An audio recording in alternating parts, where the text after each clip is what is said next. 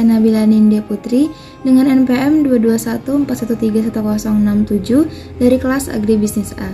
Di sini, saya akan menjelaskan secara garis besar apa saja itu subsistem agribisnis. Agribisnis sendiri mempelajari tentang strategi memperoleh keuntungan dengan mengelola aspek budidaya, penyediaan bahan baku, pasca panen, proses pengolahan, hingga ke pemasaran. Agribisnis memiliki 4 macam subsistem. Yang pertama, yaitu subsistem agroindustri hulu atau subsistem sarana produksi, meliputi pengadaan sarana produksi pertanian seperti benih, bibit, pupuk, serta obat penyakit dan hama. Yang kedua, ada subsistem usaha tani yang menghasilkan produk pertanian berupa bahan pangan, hasil perkebunan, dan yang lainnya. Dan yang ketiga, ada subsistem agroindustri hilir atau yang lebih sering kita sebut sebagai subsistem pengolahan dan pemasaran.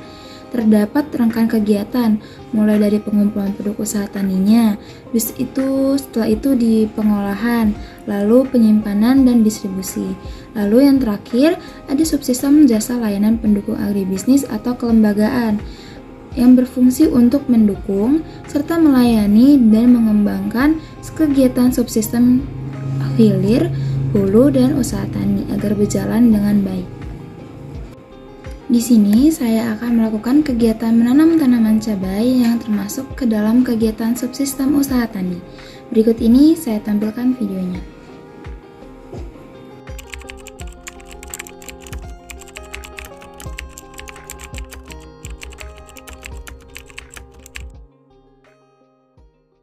Saat ini saya sedang melakukan proses pengambilan pupuk sebagai media bahan tanam menanam benih cabai. Pupuk yang digunakan merupakan pupuk kandang. Pupuk kandang berasal dari kotoran hewan seperti sapi ataupun kambing. Pupuk kandang juga termasuk ke dalam salah satu jenis pupuk organik yang memiliki banyak sekali manfaat.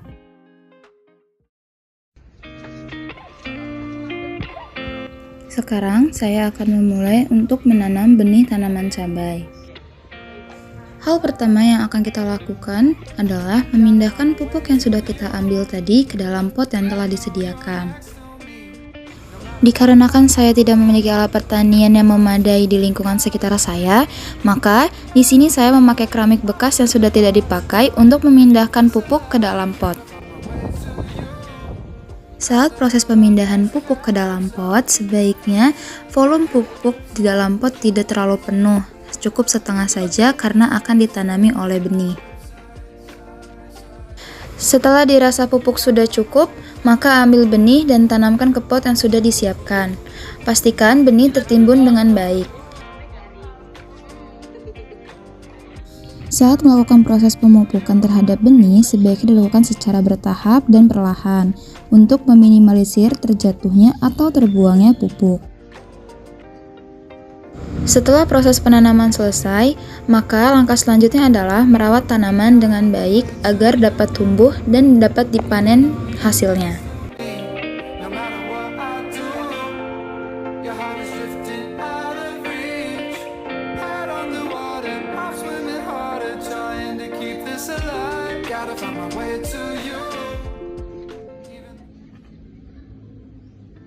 Setelah proses penanaman tanaman cabai telah selesai, maka kita akan lanjut ke tahap perawatan tanaman cabai. Saya akan menjelaskan beberapa tahap atau beberapa cara dalam merawat tanaman cabai. Yang pertama, siram tanaman cabai dengan air tajin, yaitu penyiraman air yang cukup, teratur, sesuai, dapat menjaga kesehatan tanaman agar tetap sehat. Yang kedua, lakukan penyiangan agar tanaman lebih bersih, lebih sehat, dan terhindar dari bakteri, penyakit, hama, dan lain yang sebagainya. Dan yang terakhir, yang nomor 3, letakkan tanaman di bawah sinar matahari. Tanaman cabai membutuhkan matahari untuk memperoleh nutrisi dan tumbuh. Di sini saya akan membahas manfaat dari tanaman cabai. Tanaman cabai memiliki banyak sekali manfaat bagi tubuh kita, yaitu seperti yang pertama, membunuh sel kanker. Yang kedua, tanaman cabai juga bisa melancarkan pencernaan. Yang ketiga, meningkatkan kinerja otak. Yang keempat, dapat membantu menghilangkan stres. Yang kelima, mencegah obesitas dan membantu menurunkan berat badan. Yang keenam, membantu pembentukan sel darah merah. Yang ketujuh, bersifat anti radang. Dan yang kedelapan, mengobati panas dalam, terutama sariawan. Sekian video yang bisa saya tampilkan. Semoga bermanfaat dan terima kasih sudah menonton. Wassalamualaikum warahmatullahi wabarakatuh. Dadah.